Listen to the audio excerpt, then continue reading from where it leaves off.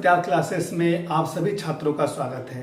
तो देखते हैं आज हम लोग भूगोल का जो है वीडियो लेक्चर दूसरा लाया हूं, क्योंकि इससे पहले मैंने भूगोल का इंट्रोडक्शन क्लास लिया था जो कि छोटे से टॉपिक्स हैं। ये भी टॉपिक आपका छोटा है लेकिन आपके एग्जामिनेशन पॉइंट ऑफ व्यू से इम्पोर्टेंट है। इसके बाद जो है भूगोल के लिए हम लोग मैप का यूज करेंगे और मैप के साथ पढ़ेंगे। तो शुरुआत करते हैं, आज के टॉपिक पे आते हैं। ये भारत का परिचय हमने स्टार्ट किया है। क्या चीज?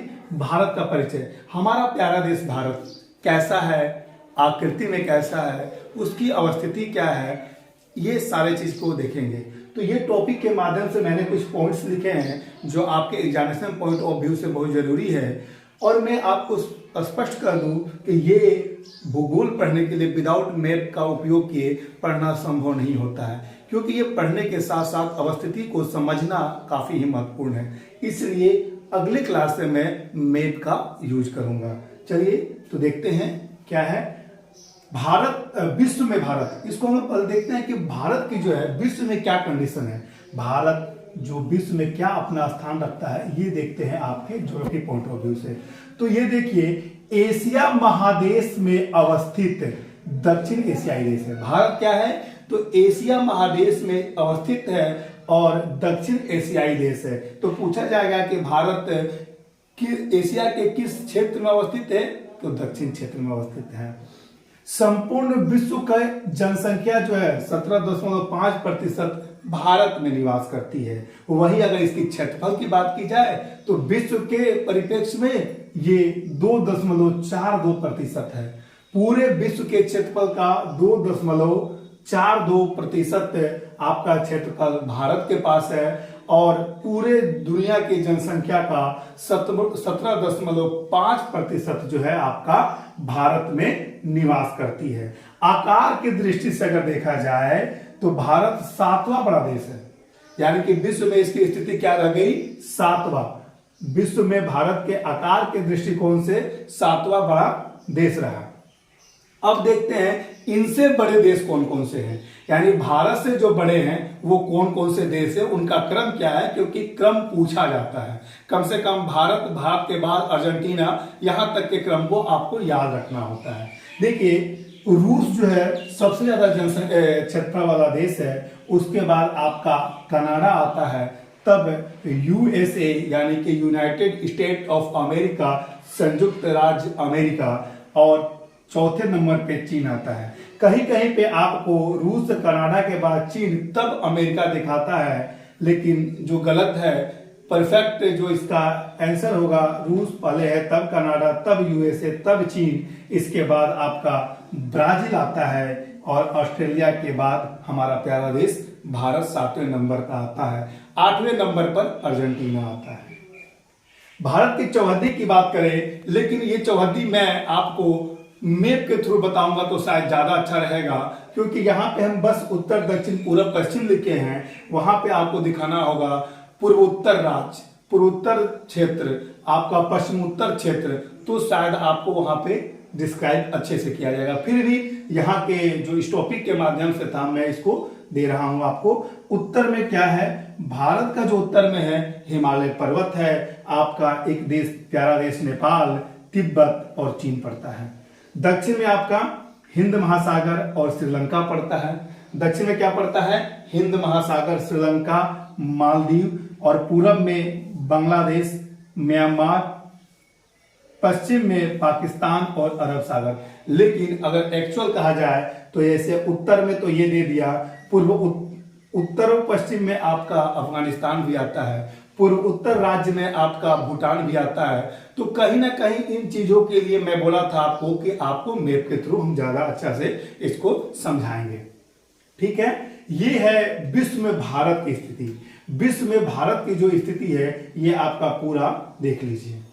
और एक और चीज आती है, विश्व में भारत की स्थिति में भूमध्य रेखा से जो भारत की दूरी है वो 876 किलोमीटर है, यानी कि 876 अवरोही क्रम में जो है आपका 876।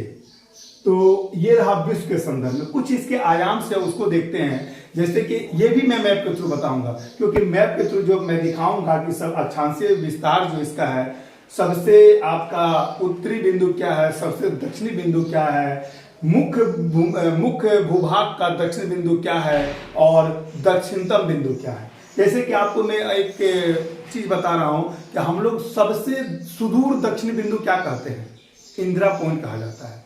लेकिन अगर बोला जाए कि मुख्य भूमि का दक्षिणतम बिंदु क्या है, तो कैप कैमोरिन जो कन्याकुमारी में पड़ता है उसे कहते हैं।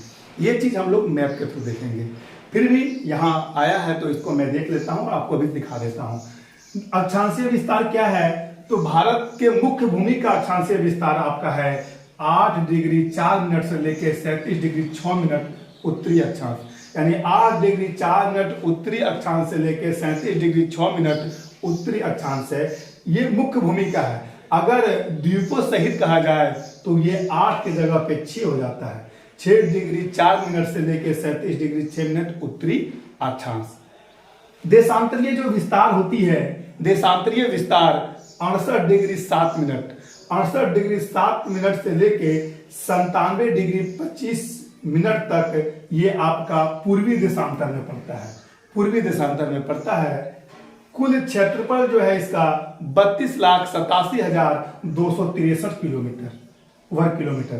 कितना क्षेत्रफल है, 32,87,263 किलोमीटर क्षेत्रफल पड़ता है भारत के पास। उत्तर से दक्षिण इसका विस्तार क्या है, 3214 किलोमीटर। ये क्षेत्रफल मैंने बस यहाँ पे बताया। इसमें क्या है कि आपके पाक अधिकृत कुछ जगह है, हमारे भारत का जो है उनके अधीन है, कुछ चाइना का अधीन है, उन सबको भी मैं डिस्काउंट कितना कितना किलोमीटर के अहेड पड़ता है। पूरब से पश्चिम जो विस्तार है इसका 2933 किलोमीटर है।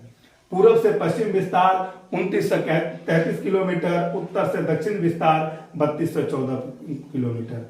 ये आपका उत्तर से दक्षिण जो है, आप जम्मू कश्मीर से लेकर तमिलनाडु के कन्याकुमारी तक, पूरब और पश्चिम में आपका लेकर क्या अरुणाचल प्रदेश के किबूती से लेके आपका गोरमाता गुजरात तक का विस्तार है 2933 किलोमीटर।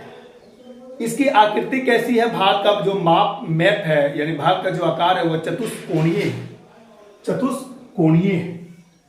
कर्क रेखा जो है भारत के 8 प्रमुख राज्यों के गुजरती है और उनका जो क्रम है, आप क्रम से याद कीजिएगा तो ज्यादा अच्छा है। वैसे इसका एक नॉर्मल ट्रिक लोग बोलते हैं क्या, मित्र पर गमछा झाड़, मित्र पर गमछा झाड़। मी से हो गया मिजोरम, त से हो गया र से हो गया त्रिपुरा, प से पश्चिम बंगाल, र से राजस्थान, झ से झारखंड, ग से गुजरात, म से मध्य प्रदेश और छ से छत्तीसगढ़।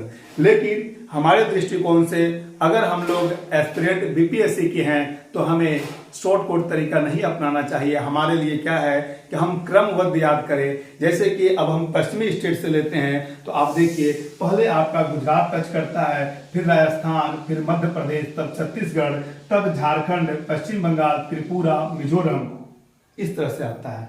यानी कि अगर पश्चिम से पूरब जाते हैं तो गुजरात, राजस्थान, मध्य प्रदेश, छत्तीसगढ़, झारखंड, पश्चिम बंगाल, त्रिपुरा और मिजोरम है। और आपका अगर पूरब से पश्चिम जाते हैं तो मिजोरम, त्रिपुरा, पश्चिम बंगाल, झारखंड, छत्तीसगढ़, मध्य प्रदेश, राजस्थान और गुजरात आता है। ठीक है, तो ये एक सामान्य परिचय था जो कि इस वीडियो लेक्चर के माध्यम से हम लोग बताएं। अब मैपों के थ्रू हम लोग भूगोल को पढ़ेंगे जो काफी ही इंटरेस्टिंग होगा, जिसमें अक्षांश कैसे होते हैं, ये क्यों उत्तरी अक्षांश मैंने बोला, पूर्वी देशांतर क्यों बोला, ये सारे चीज को, इसका मानक समय रेखा कहां से गुजरती है, ये सारे चीज को देखेंगे। ठीक है, आज के वीडियो लेक्चर में इतना ही। चैनल पर अगर नए हैं तो चैनल को सब्सक्राइब करें, बगल में बेल आइकन को दबाएं और लाइक करें, शेयर करें, कमेंट करें। जय हिंद।